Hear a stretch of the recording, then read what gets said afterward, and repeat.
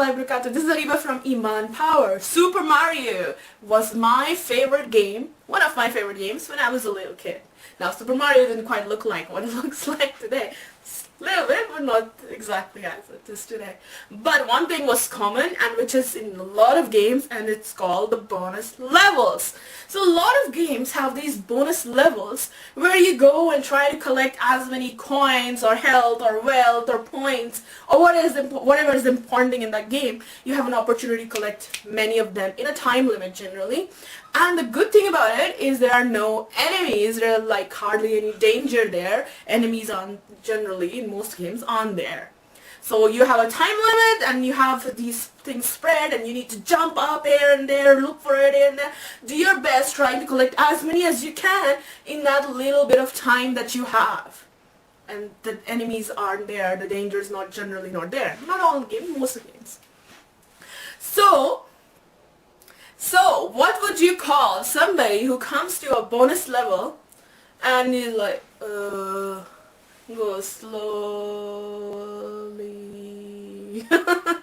and doesn't bother trying to collect anything, jump here, go there, jump there, like Mario jumps up and down trying to collect all these coins, like, just go there. Oh yeah, a coin came in my way, I'll collect it. And then move, oh, another coin came in my way, I'll collect it. But it's not doing their best to try to get as many as you can, right? That all these coins that could help us with the rest of the game, right? Help you win the rest of the game as well. But it doesn't bother. What would you call that player?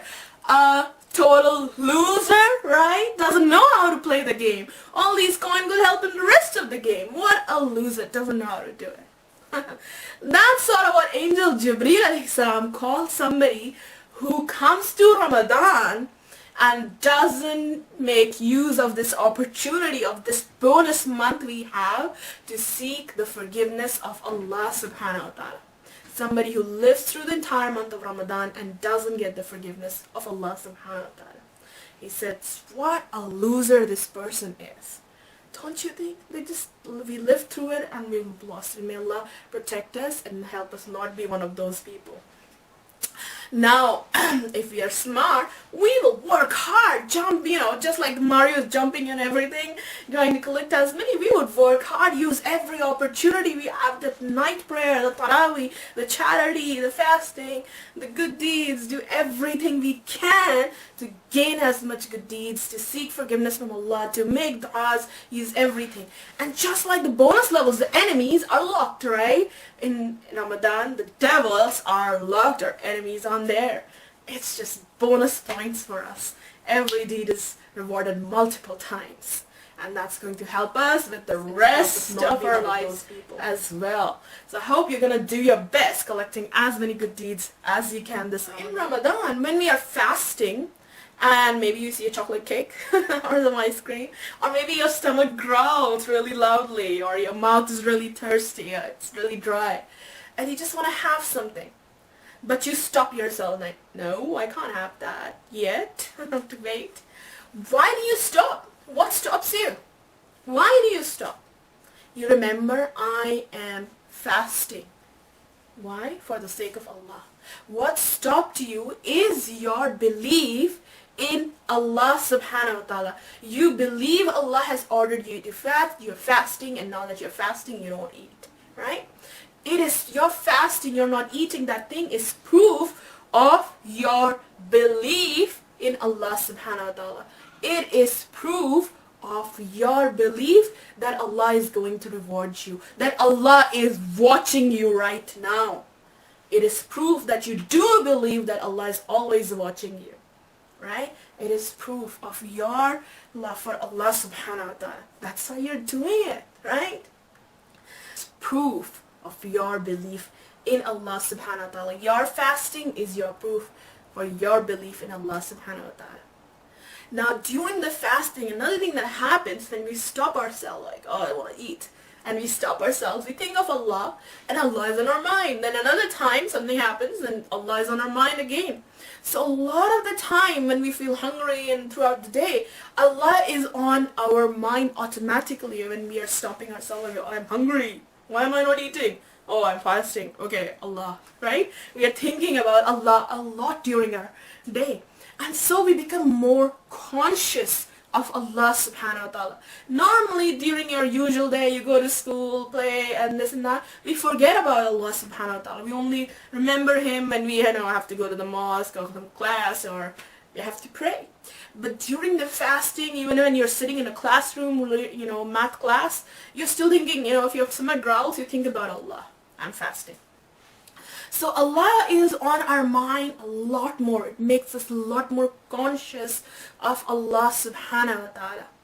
It makes us more aware that Allah is watching us. So it makes it easy for us to do more good deeds. Allah is watching me right now. I better do good deeds. Allah is watching me right now. I better not do a bad deed. Right? It's not instant, people still do bad deeds, but it makes it harder for us to do bad deeds because we are more aware Allah is watching us. We are more conscious of Him all the time.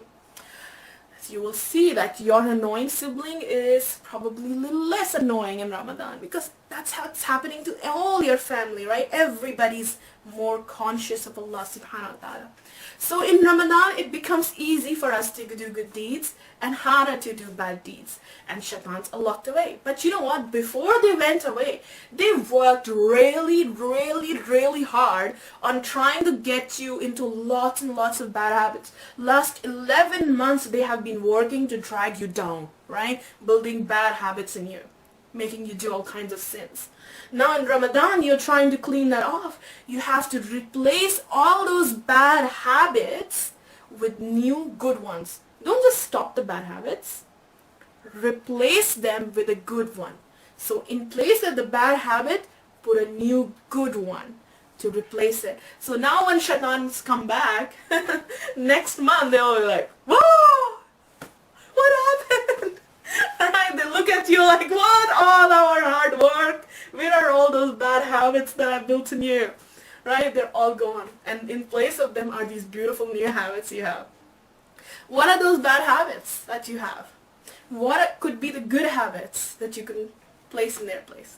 You don't have to replace all of them, but at least try to pick one or two. Maybe you waste too much time, you play too many games, or maybe you are a bit rude with somebody, or maybe you want to get really angry and you want to calm yourself down and start being nice to others. So think of what is that bad habit that I just want to get rid of, and how will you not just get rid of it, but replace it with a good habit. So then for your next time, Shaitan now has 11 months to try to destroy your good habit and then build a new one, bad habit, right? If you just remove the bad habit and not put a good habit in its place, then it's actually easier to just get you back into that bad habit. So you need to put a good habit in its place. Don't leave that space empty. And I hope you're gonna do that and do your best trying to become a newer, more awesome version of yourself. Jazakallah khair.